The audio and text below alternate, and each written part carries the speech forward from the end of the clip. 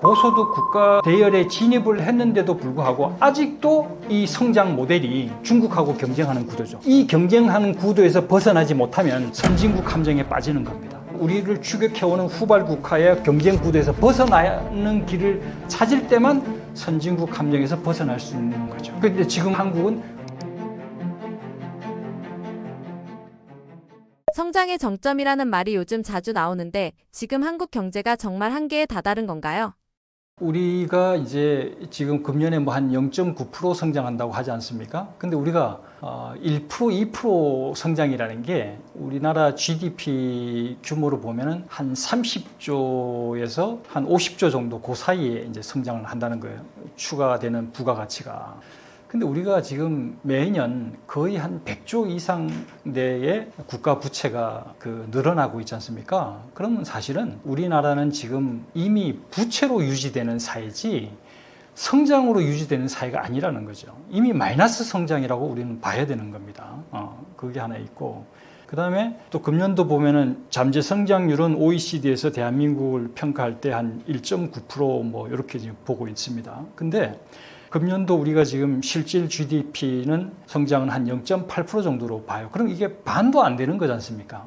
그럼 우리가 지금 기존에 가지고 있는 생산 요소, 우리 잠재 성장률을 얘기할 때 노동, 자본, 그 다음에 이제 총 요소 생산성 같은 그런 우리가 가지고 있는 생산 요소를 가지고 당연히 우리가 실질 성장을 만들어낼 수 있는 거에 반토막도 지금 못 한다는 거지 않습니까? 이 얘기는 무슨 소리냐면 지금 우리가 가지고 있는 추가 뭐 투자를 하는 이 차원을 넘어서 AI에다 더 투자하고 뭐하고 이 차원을 넘어서 이미 가지고 있는 생산 능력도 전혀 지금 활용을 못하고 있는 상황이다. 이게 지금 대한민국 경제 성장의 가장 큰 맹점이라고 봐야 돼요.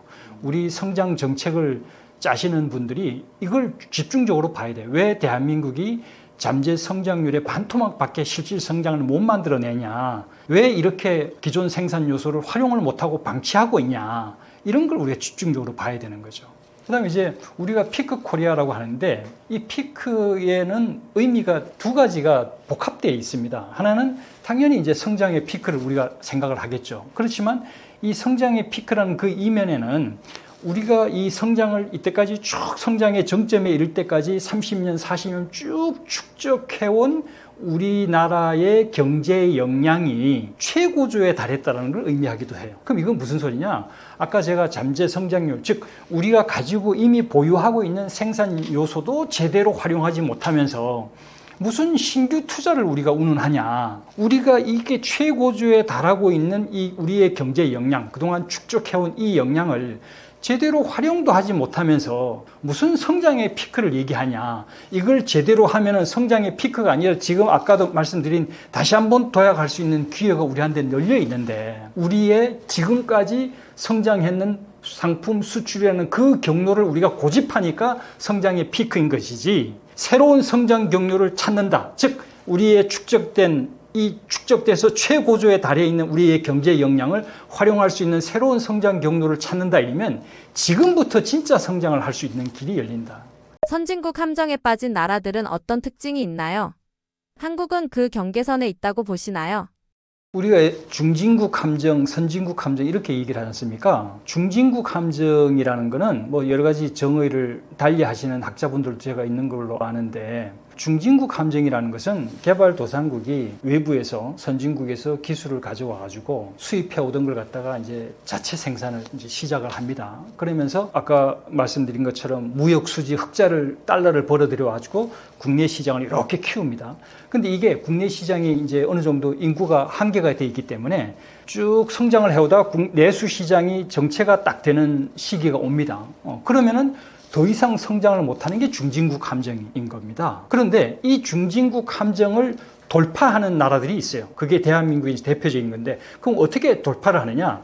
내수 시장에만 의존해오다 쭉 성장한 게 아니라 글로벌 기업을 키워내 가지고 내수 시장이라는 한계를 뚫고 세계 시장으로 나아갈 때 중진국 함정을 돌파할 수 있거든요. 대한민국은 삼성, 현대, SK 이런 기업들을 글로벌 기업으로 키워냈기 때문에 중진국 함정을 돌파한 거예요. 그러나 태국이라든지 무슨 뭐 말레이시아라든지 이런 나라들이 중진국 함정에서 아직 벗어나지 못하는 것은 진정한 글로벌 기업들을 배출을 못했기 때문에 그런 겁니다. 그런데 선진국 함정은 이런 글로벌 기업을 키워내서 내수의 성장의 한계를 돌파했는 나라인데도 불구하고 그렇게 해서 돌파를 해서 고소득 국가 반열에 올랐습니다. 선진국 레벨에 와 있는 거죠. 3만 불 정도의 레벨에. 그런데 여기에서 그런 고소득 국가 대열에 진입을 했는데도 불구하고 아직도 이 성장 모델이 개발도상국하고 경쟁을 하는 구도입니다. 지금 우리는 중국하고 경쟁하는 구도죠. 이 경쟁하는 구도에서 벗어나지 못하면 선진국 함정에 빠지는 겁니다. 그래서 우리가 지금 11년째 3만 달러대에서 벗어나지 못하고 있는 거거든요. 그러면 선진국 함정에서 벗어나려면 반드시 우리를 선진국으로 올려왔던 그 성장 모델이 개발도상 우리를 추격해오는 후발국가의 경쟁 구도에서 벗어나는 길을 찾을 때만 선진국 함정에서 벗어날 수 있는 거가 되는 거죠. 그런데 지금은 한국은 그 선진국 함정, 즉 중국과의 경쟁의 어떤 실존 위기에 지금 처해 있다. 과거에는 추격형 성장이 통했는데 지금은 왜 안 통하는 건가요? 우리나라가 산업 정책을 쭉 성장 정책을 펼쳐온 걸 쭉 보면 한 20여 년 전부터 노무현 대통령 때부터 무슨 13대 성장 엔진 육성, 뭐 10대 신성장 동력 육성 이런 거를 각 정부마다 다 해왔습니다. 뭐 이번 정부는 또 A, B, C, D, E, F 뭐 해서 이제 AI를 주로 해가지고 이제 또 성장을 하겠다 이제 이런 전략을 펼쳐왔는데, 근데 한 20여 년 지금 그런 전략을 펼쳐왔는데 우리가 성공했습니까? 이 기존 주력 산업을 대체할 만한 그런 신산업이 탄생했습니까? 이제 우리 국민들이 그 의문을 갖지 않습니까? 그럼 왜 이게 과거에 우리가 조선산업, 반도체 산업, 또 전자산업, 뭐 철강산업, 중화학산업을 할 때는 그게 됐는데 왜 지금은 이게 안 되냐? 지금은 우리를 추격해오는 후발주자들이 특히 이제 중국 같은 경우는 10배, 100배 규모로 경쟁을 하고 오고 있어요. 그리고 우리가 지금 소위 신성장 동력이다 또는 이제 대한민국이 첨단 산업 중심으로 우리 기존 전통 산업이 이제 중국이 경쟁해 오니까 그럼 우리는 앞으로 이제 첨단 산업 쪽으로 키워서 가야 된다. 산업을 바꿔야 된다라고 하지만 그 첨단 제조, 첨단 산업이 뭐냐를 가만 들여다보면 전부 다 첨단 제조 산업입니다. 반도체가 됐든 바이오가 됐든 뭐 배터리가 됐든 다 첨단 제조죠. 즉 이 제조업에서 벗어나지 못하는 거란 말입니다. 근데 우리가 지금 첨단 산업이라고 채택했던 이 첨단 제조 산업들은 하나같이 전부 다 대체제가 있는, 우리나라만이 하는 게 대체제가 있는 가성비 게임에서 못 벗어나는 게임.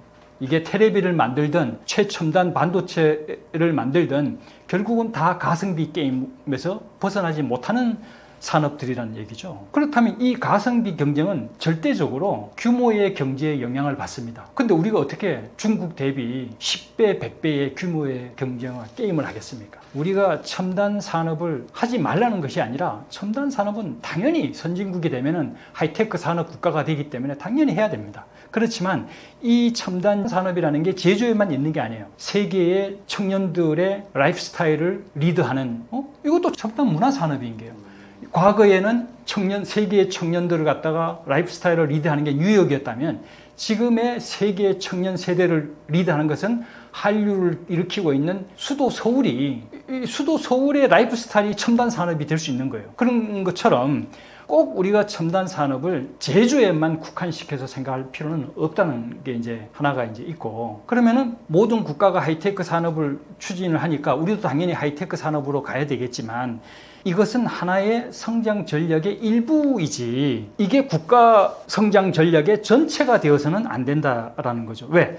첨단 제조 산업에 우리가 지금 뭐 꼽고 있는 그런 첨단 제조 산업에 종사하는 우리 국민의 근로자가 몇 명이나 되겠습니까? 우리 2,800만 명 고용 종사자 중에 기껏 해봤자 4% 5%도 안 될 겁니다. 그럼 나머지 95%가 종사하고 있는 지금 현재 임금과 일자리를 주는 이 거대한 대한민국의 경제 전반의 생산성은 이 모든 산업의 기존 산업을 어떻게 다시 한번 일으켜가지고 경제 전반의 생산성을 올리냐의 게임이지, 너무 나라가 전체 다가 첨단 요 제조 산업에 국한해가지고 우리가 정책을 펼칠 필요는 없다. 이제 이런 거죠. 그렇기 때문에 과거에 우리가 성장기에 있을 때는 우리나라가 추격 경쟁의 비교 우위가 있었죠. 근데 지금 가만히 들여다보면 우리가 첨단 산업으로 가야 된다. 그러면서 똑같이 하는 얘기가 야, 이제는 패스트 팔로우에서 퍼스트 무버로 가야 된다라고 외칩니다. 근데 퍼스트 무버인데 너 뭐 하고 있냐 하고 가만히 들여다보면 아까 말씀드린 반도체, 배터리, 바이오와 같은 그런 첨단 제조 산업이라는 거죠. 그럼 이게 뭐냐? 말로는 선도형 경제로 간다 하고 퍼스트 무버로 간다 하면서 다시 추격 경쟁을 하고 있는 꼴이에요. 미국과 중국을 추격하는 꼴이라는 얘기죠. 이게 진정한 퍼스트 무버가 아니라는 거죠. 그러니까 대한민국의 지금 성장 전략 산업 정책이라는 것이 오류에 빠져 있다. 말은 선도형 경제를 외치면서 가만 들여다보면은 미국, 중국, 우리보다 규모의 경제가 훨씬 큰 그런 거에 가성비 게임에 다시 지금 우리가 추격 경쟁을 하고 있다. 안 통한다. 현재 대한민국은 단순히 물건만을 팔던 나라에서 고부가 가치가 있는 재화를 팔 수 있는 나라로 충분히 성장했나요? 그렇죠. 3, 40년 동안 제품을 생산해서 판매하면서 우리 경제 역량을 쭉 축적을 해왔습니다. 그럼 그 경제의 역량이라는 게 그 경제의 의미가 뭐냐?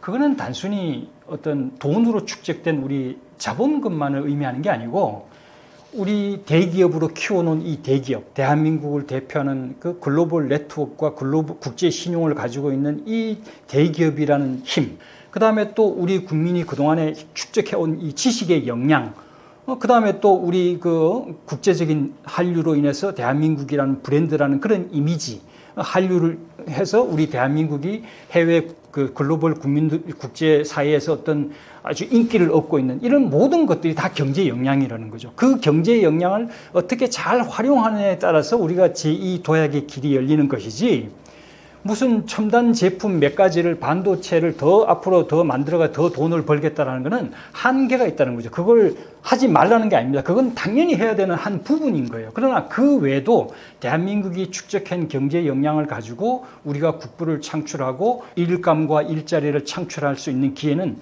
너무너무나 많다는 거죠. 그리고 그런 거를 해줘야 아까 첨단 산업에 종사하는 4%, 5%밖에 안 되는 소수 엘리트에 한정되는 일감과 일자리가 아니라 일반 우리 국민들한테까지도 일감과 일자리에 영향을 줄 수 있다는 거죠. 사실은 그게 여기에 적은 겁니다. 그러니까 제가 두 권의 책을 이제 동시에 냈는 게 한국 경제의 킹핀을 찾아서라는 거는 대한민국이 상품 제조 수출형 그런 그 통상 모델에서 어떻게 아웃바운드로 새로운 전략을 갈까? 그게 이제 마스가로 우리 국민들이 이제 제품을 만들어가지고 팔아서 돈 버는 거 왜? 마스가 같이 미국의 조선 산업을 재건해줘서도 우리가 같이 돈을 벌 수 있고 일감과 일자리를 창출할 수 있는 길이 있네? 라고 깨닫게 해주는 큰 사건이 된 거거든요. 그걸 어떻게 할 거냐가 이제 일권의 책 아웃바운드 전략이라면, 그렇게 우리가 밖으로 마스가 같은 프로젝트로 이제 통상 모델을 바꿨을 때 그러면 국내는 어떻게 바뀌어질까? 우리 국내에 있는 국민들은 어떤 일감과 일자리가 새로 생겨나고 우리 내수 경제는 어떻게 바뀌어질까라는 것을 적은 게 제2권 킹핀 이후 K산업 2.0이라고 할 수 있습니다. 말씀하신 비대칭 경쟁력이란 구체적으로 어떤 전략을 의미하나요? 제가 이때까지 말씀드린 것 중에 가장 제가 전달하고자 하는 메시지의 핵심이 되는 게 이 질문입니다. 사실은 이거는 이제 우리나라의 경제 성장을 한번 글로벌하게 좀 바라볼 필요가 있어요.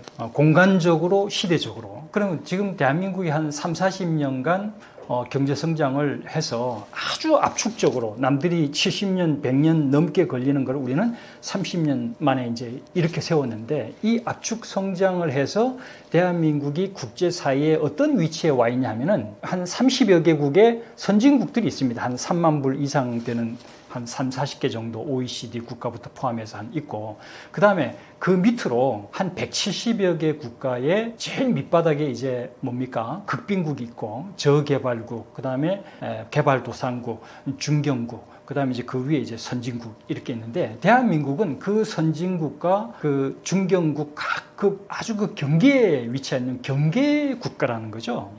근데 이 경계 국가에서는 위기와 기회가 상존합니다. 이 경계 국가 위치에서 모두 우리가 성장할 때, 우리 경제를 성장해 올 때 우리가 일본하고도 경쟁해서 극일하자 해서 이겨내고 막 이렇게 경쟁을 하면서 우리가 성장해 왔지 않습니까? 그 경쟁에 방점을 둔 어떤 산업 패러다임은 샌드위치에 포착이 되죠. 선진국과 개발도상국 그 사이에서 선진국만큼 기술도 앞서가지 못하고, 또 우리 기술은 후발국이 따라오면서 경쟁 위치에 있으면 우리는 샌드위치가 되는데, 이 선진국과 우리를 추격해오는 이 후발국가의 사이에 뭔가 기술의 브리징 역할, 선진국과 개발도상국이 모두 필요한 걸 찾아서 브리징 역할을 하는 걸 하면은, 이거는 경쟁하지 않고도 대한민국만의, 즉 경계 위치에서 누릴 수 있는 비대칭성을 확보할 수 있는 거죠. 그럼 우리는 선진국하고 후발국하고 경쟁하지 않고도 대한민국만의 비대칭성, 그 포지션으로 대한민국이 성장할 수 있는 길이 열린다. 요번에 미국이 우리한테 조선 산업을 도와달라고 노크를 했지 않습니까? 미국도 우리를 필요로 한다는 거죠. 후발국이 우리를 필요로 하는 거 우리 국민들이 이미 다 알고 있지 않습니까? 그런 역할을 이제 하고 있다는 거죠. 그럼 이 경계 위치에서 선진국과 후발국들이 대한민국을 바라보는 평가 잣대를 우리 국민들이 알 필요가 있어요. 후발국은 대한민국이 가지고 있는 아주 이 독보적인 다양한 업종의 포트폴리오와 기술 포트폴리오를 굉장히 높이 삽니다. 즉 전통 제조 산업부터 첨단 산업에 이르기까지 모든 포트폴리오를 다 가지고 있는데, 기술도 가지고 있고, 이런 다양한 포트폴리오를 가지고 있는 나라가 전 세계에 거의 없습니다. 그 다음에 선진국은 또 대한민국을 평가할 때 뭘 평가를 하냐면은, 선진국이 대한민국한테 필요로 하는 거는 한국의 AI 기술을 원하는 게 아니지 않습니까? 한국의 무슨 원천 기술을 원하는 게 아니란 말입니다.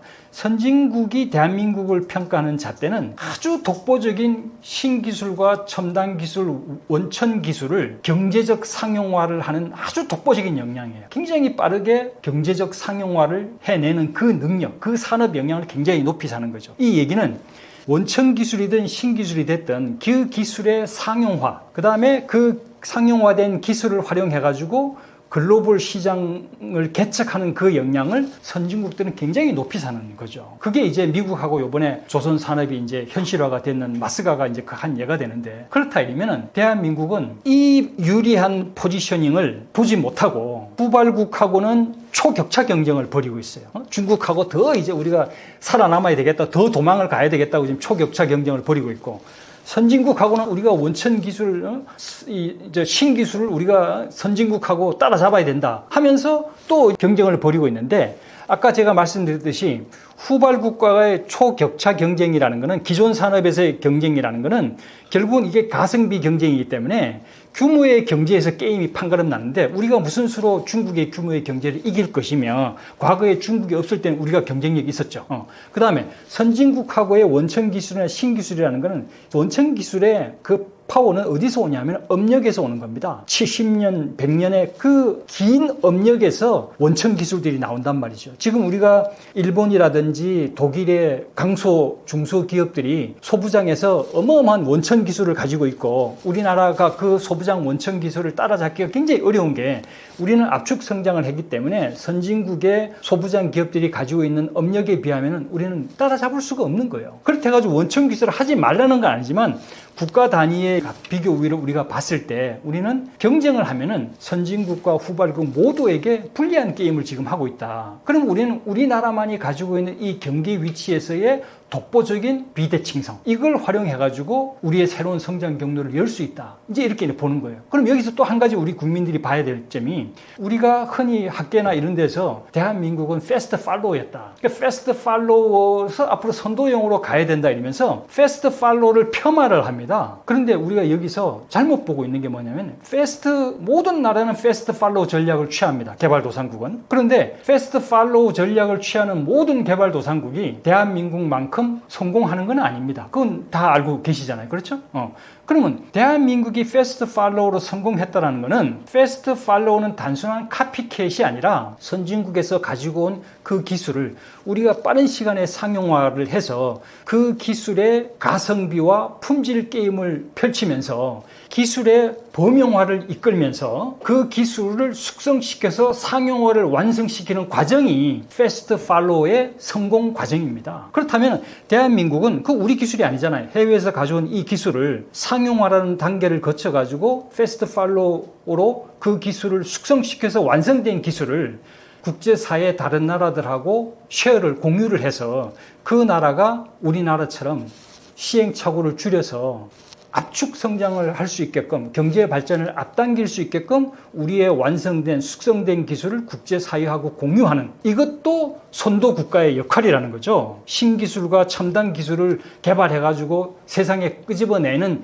선진국도 선도 국가의 역할이지만 기존 기술에 완성된 걸 확장시켜서 국제사회가 다 같이 쓸 수 있게끔 하는 것도 선도 국가, 퍼스트 무버, 선도형 경제의 역할이라는 거죠. 그럼 이런 것들을 할 수 있는 게 뭐냐? 즉, 대한민국은 선진국과 우리를 따라오는 후발국가 사이에 기술 브리징 역할을 할 수 있으면 대한민국은 양쪽과 경쟁하지 않는 대한민국만의 비대칭적 경쟁 전략을 통해서 새로운 성장 경로를 열 수 있다. 이렇게 되는 거죠. 앞으로 5년이 경제 대전환기라고 하셨는데 이 시기를 어떻게 활용해야 한다고 보시나요?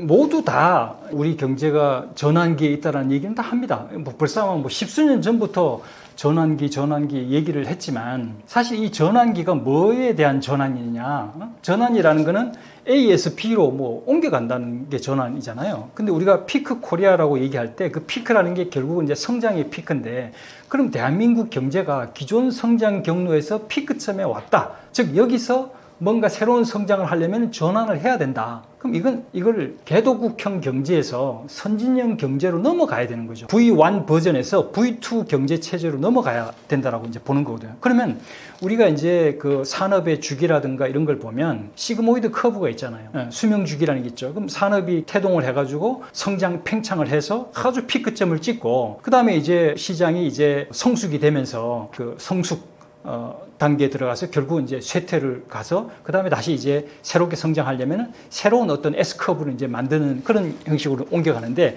대한민국의 경제가 성장 팽창기가 지금 끝났다는 겁니다. 그럼 지금 기존의 성장 경로로는 더 이상 성장할 수 없는 게 맞는 거예요. 그럼 이게 새로운 신성장 경로를 찾았을 때 우리가 전환에 성공을 할 수 있는 거예요. 근데 지금 우리 경제가 성장 피크를 찍은 것은 사실은 성장 팽창이 마감이 된 거는 노무현 대통령 때 이미 마감이 됐어요. 그러면 그 노무현 대통령 이후부터는 이미 우리가 성숙 쇠퇴기에 들어섰단 말입니다. 그때 벌써 우리가 이거 넘어갔어야 돼. 새로운 전환을 했어야 되는데 전환을 못하고 계속 과도기가 진행되는 거예요. 그 과도기 동안에 지금 우리가 거의 정체된 성장을 지금 체험하고 있는 거란 말이죠. 그럼 왜 우리가 전환기에 이 과도기를 끝내고 전환을 하려면 반드시 전환 비전이 나와야 됩니다. 기존 성장 경로가 피크를 찍었다 이러면 새로운 성장 경로가 무엇이다라는 이 V2 비전이 나와야 되는 거지. 전환을 하는데 새로운 전환에 대한 비전이 없이 어떻게 전환을 합니까? 눈 감고 어디로 가는 거하고 똑같은 거 아닙니까? 그러면 이 전환점이라는 거는 뭐냐 하면은 기존에 우리가 우리를 성공시켰던 모든 정책들이 다 순기능이 역기능에 압도당하는 시대입니다. 예를 들면 상품 제조 수출형이라는 산업 구조가 있어요. 앵커 대기업을 중심으로 그 밑에 2차, 3차 협력업체로 이어지는 이 대한민국의 수직 계열화된 산업 구조가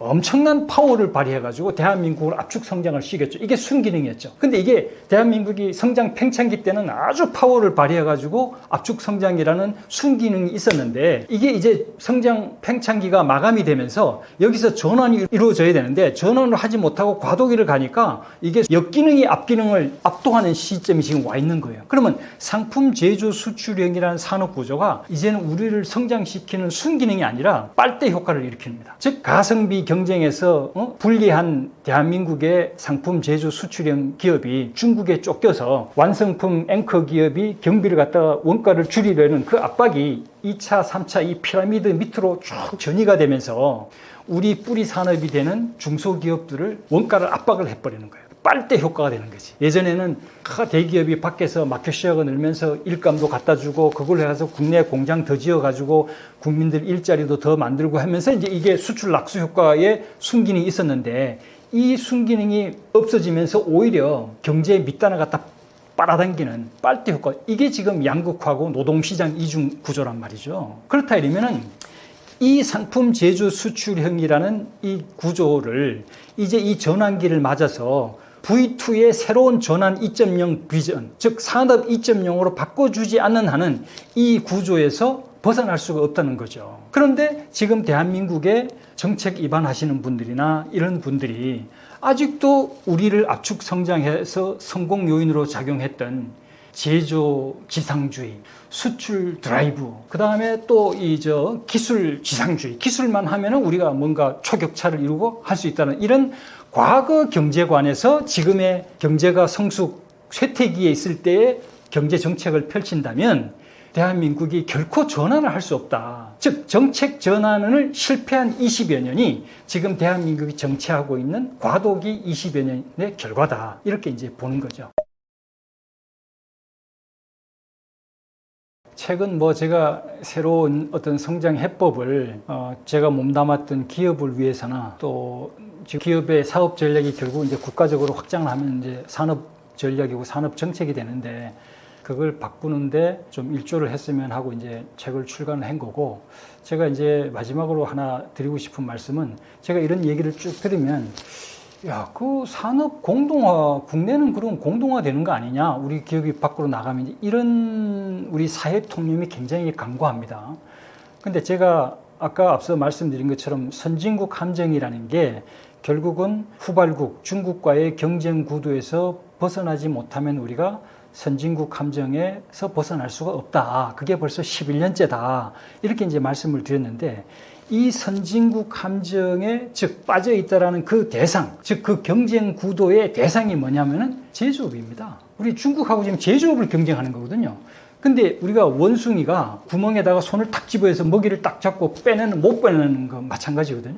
똑같이 지금 우리 사회가 이 제조업으로 성장을 해와서 이 제조업이 원숭이 손처럼 우리를 딱 묶고 있는 거예요. 이걸 묶고 있으니 여기서 우리의 사고가 멈춰져 가지고 선진국 함정에서 빠져나갈 수가 없는 거예요. 왜? 산업 공동화를 우려하니까. 근데 산업 공동화라는 게 기술 유출이다, 일자리 유출이다, 제조 기반이 유실이 된다, 지역 경제 기반이 없어진다. 이런 이제 그 목적 변수들이 이제 있는데 이런 목적 변수 하나하나를 따져보면 사실은 앞서 제가 말씀드린 내용들이 다 그 해법 안에 들어 있습니다. 아까 제가 외노자 일터라고 그랬잖아요. 지금 우리 제조업 일자리 걱정하는데 지금 우리 전통 제조업들의 산업단지 가보십시오. 거기 우리 국민 일자리 아닙니다. 외국 노동자들이 와고 자기네들이 지금 일하고 있지. 그러니까 이런 거 하나하나를 따져보면 지금 우리가 미국하고 관세 협상을 하고 미국에다 엄청난 규모의 투자를 한다. 이런 거를 가지고 그럼 우리 국내는 어떻게 하냐고 미국 트럼프를 비난하고 또 해외로 나가는 이 기업들에 대해서 네거티브하게 생각하고, 이게 우리가 하고 있는 이 산업이나 기업의 사업이라는 건 전부 다 환경 적응업입니다.